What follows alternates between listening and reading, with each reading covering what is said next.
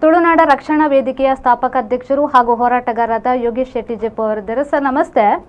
ನಮಸ್ತೆ. ನಮಸ್ತೆ ಮೇಡಮ್. ನಮಸ್ತೆ ಸರ್. ಏನು ಪಾಂಡೇಶ್ವರದ ರೈಲ್ವೆ ಕ್ರಾಸಿಂಗ್, ರೈಲ್ವೆ ಗೇಟ್ ಅಲ್ಲಿ ತುಂಬಾ ಸಮಸ್ಯೆಗಳಿವೆ, ಅಂದ್ರೆ ಟ್ರಾಫಿಕ್, ನಿತ್ಯ ಟ್ರಾಫಿಕ್ ಜಾಮ್ ಸಮಸ್ಯೆ. ಸರ್ ಈ ಬಗ್ಗೆ ಏನ್ ಹೇಳ್ತೀರಾ ಅಂತ? ಅದೇ ಮೇಡಮ್, ಈಗ ಈ ಸಮಸ್ಯೆ ಕಳೆದ ಹಲವಾರು ವರ್ಷಗಳಿಂದ ಆ ಪ್ರದೇಶದ ಜನರು ಅನುಭವಿಸ್ತಾ ಇದ್ರು. ಸ್ವಲ್ಪ ಸಮಯದ ಮೊದಲು ಒಂದು ಮಾಕಾಳಿ ಪಟ್ಪಿದು ಅಂಡರ್ ಪಾಸಿಂಗ್ ಇದು ಅಲ್ಲಿ ರೈಲ್ವೆ ಗೇಟ್ ಇದು ಸಮಸ್ಯೆ.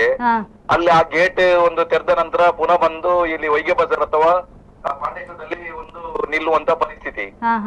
ಈಗ ಅಲ್ಲಿದು ಒಂದು ತಾತ್ಕಾಲಿಕ ಒಂದು ಸಮಸ್ಯೆ ಪರಿಹಾರ ಕೂಡ ಅಲ್ಲಿಂದ ಈಗ ಜನರು ಬರ್ಬೇಕಾದ್ರೆ ಕೂಡ ಮಂಗಳೂರು ಈಗ ಸ್ಟೇಟ್ ಬ್ಯಾಂಕ್ ಆಗಿರ್ಬೋದು ಅಥವಾ ರುಜೋರೆ ಚರ್ಚ್ ಆಗಿರ್ಬೋದು, ಸೆಂಟ್ ಆನ್ಸ್ ಆಗಿರ್ಬೋದು, ಆ ಪ್ರದೇಶಕ್ಕೆ ಬರ್ಬೇಕಾದ್ರೆ ಈಗ ನಮ್ಮ ಒಂದು ವೈಗೆ ಬಜಾರ್ ಮತ್ತೆ ಪಾಂಡೇಶ್ವರ ಎರಡು ಜಾಗದಲ್ಲಿ ಕೂಡ ಗೇಟ್ ಇದ್ರಿಂದಾಗಿ ಕಷ್ಟ. ಯಾಕಂದ್ರೆ ಅಟ್ಲೀಸ್ಟ್ ಒಂದು ಕಡೆ ಮಿನಿ ಇದಾದ್ರೆ ಕೂಡ ಅವರು ಒಂದ್ ವೇಳೆ ಪಾಂಡೇಶ್ವರ ರೂಟ್ ಬದಲು ಅಲ್ಲಿಂದ ವೈಗೆ ಬಜಾರ್ ರೂಟ್ ಆಗಿಕೊಂಡಾದ್ರೂ ಕೂಡ ನಗರವನ್ನು ತಲುಪಲಿಕ್ಕೆ ಅವಕಾಶ ಇತ್ತು. ಈಗ ಈ ಪರಿಸ್ಥಿತಿಯಿಂದಾಗಿ ಈಗ ತುಂಬಾ ಕಷ್ಟ. ಮತ್ತೊಂದು ಸಮಸ್ಯೆ ಅಂದ್ರೆ ಮೊದ್ಲಿನ ನಮ್ಮ ಈಗ ಮಹಾಕಾಳಿ ಪಡ್ಪ ಆಗಿರ್ಬೋದು, ಈಗ ಇವನ್ ಪಡೀಲಾಗಿರ್ಬೋದು, ಬೇರೆ ಬೇರೆ ಸಂದರ್ಭದಲ್ಲಿ ಅಲ್ಲಿ ನಮ್ಗೆ ಹೋರಾಟ ಮಾಡ್ಲಿಕ್ಕೆ ಸಹ ಒಂದು ಮಾಡುವಾಗ ಕೂಡ ನಾವು ಅಂಡರ್ ಪಾಸಿಂಗ್ ಅಥವಾ ಓವರ್ ಬ್ರಿಡ್ಜ್ ನಿರ್ಮಾಣ ಮಾಡಿ ಅಂತ ಡಿಮಾಂಡ್ ಮಾಡ್ತಿದ್ದೆವು. ಬಟ್ ಆದ್ರೆ ಇವತ್ತು ನಮ್ಮ ಪಾಂಡೇಶ್ವರದಲ್ಲಿ ಪರಿಸ್ಥಿತಿ ಹೇಗೆ ಅಂದ್ರೆ, ಆ ಪಾಂಡೇಶ್ವರ ಭಾಗದಲ್ಲಿ ಒಂದು ಸಮಸ್ಯೆ ಅಂದ್ರೆ ಅಲ್ಲಿ ನಮ್ಗೆ ಅಲ್ಲಿ ಅಂಡರ್ ಪಾಸಿಂಗ್ ಮಾಡ್ಲಿಕ್ಕೆ ಸಾಧ್ಯನೇ ಇಲ್ಲ. ಯಾಕಂದ್ರೆ ಅಲ್ಲಿ ಯಾಕಂದ್ರೆ ತುಂಬಾ ಅದು ಆಲ್ರೆಡಿ ಅಲ್ಲಿಂದ ಒಂದು ಕಷ್ಟ.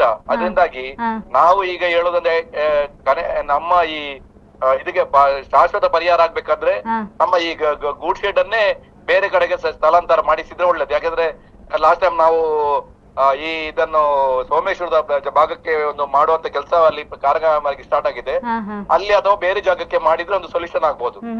ಅಂದ್ರೆ ಈ ಸಮಸ್ಯೆ ಇರುವುದು ರೈಲ್ವೆ ಅಧಿಕಾರಿಗಳಿಗೆ ಅಥವಾ ಜನಪ್ರತಿನಿಧಿಗಳ ಗಮನಕ್ಕೆ ಬಂದಿಲ್ವಾ ಹೇಗೆ ಅಂತ?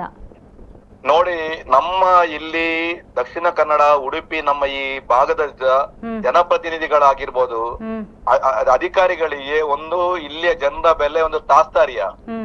ಯಾಕಂದ್ರೆ ಇಲ್ಲಿಯ ಜನರು ಎಂತ ಆದ್ರೆ ಸಹ ಇವರು ನಮ್ಮನ್ನು ಅದು ಅಡ್ಜಸ್ಟ್ ಮಾಡ್ಕೊಳ್ತಾರೆ. ಇಲ್ಲಿಯ ಜನರು ಹೋರಾಟದ ಮನಸ್ಥಿತಿ ಇಲ್ಲ. ಇಲ್ಲಿಯ ಜನರಿನ ಪರಿಸ್ಥಿತಿ ಅಂದ್ರೆ ಎಂತ ಒಂದು ಏರಿಕೆ ಮಾಡಿದ್ರು ಕೂಡ, ಯಾವುದೇ ಅಧಿಕಾರ ಆಗಿರ್ಬೋದು, ಯಾವುದೇ ಕಾನೂನು ಏರಿಕೆ ಮಾಡಿದ್ರು ಕೂಡ ಇಲ್ಲಿಯ ಜನರು ಒಂದು ಸಹಿಸಿಕೊಳ್ಳುವಂತ ಮನಸ್ಥಿತಿ.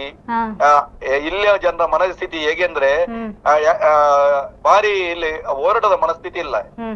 ಅದರಿಂದಾಗಿ ಇಲ್ಲಿ ಅವರಿಗೆ ಅಷ್ಟು ಕೇರ್ಲೆಸ್. ಇಲ್ಲಿ ಅದು ರಾಜಕಾರಣಿಗಳಾಗಿರುವ ನಮ್ಮ ಜನಪ್ರತಿನಿಧಿಗಳಾಗಿರ್ಬೋದು, ಅಧಿಕಾರಿಗಳಿಗೆ ಅವ್ರಿಗೆ ದೊಡ್ಡ ಟೆನ್ಷನ್ ಇಲ್ಲ. ಯಾಕೆಂದ್ರೆ ಪರವಾಗಿಲ್ಲಪ್ಪ, ಇವರು ಅಡ್ಜಸ್ಟ್ ಆಗಿಕೊಳ್ತಾರೆ, ಏನಾದ್ರು ಇಲ್ಲಿ ದೊಡ್ಡ ರೀತಿಯ ಹೋರಾಟ ಆಗುದಿಲ್ಲ ಎಂಬ ಬಗ್ಗೆ ಇದರಿಂದಾಗಿ ಇಂತ ಒಂದು ತಾಸ್ತಾರ ಭಾವನೆ ಆಗಿದೆ.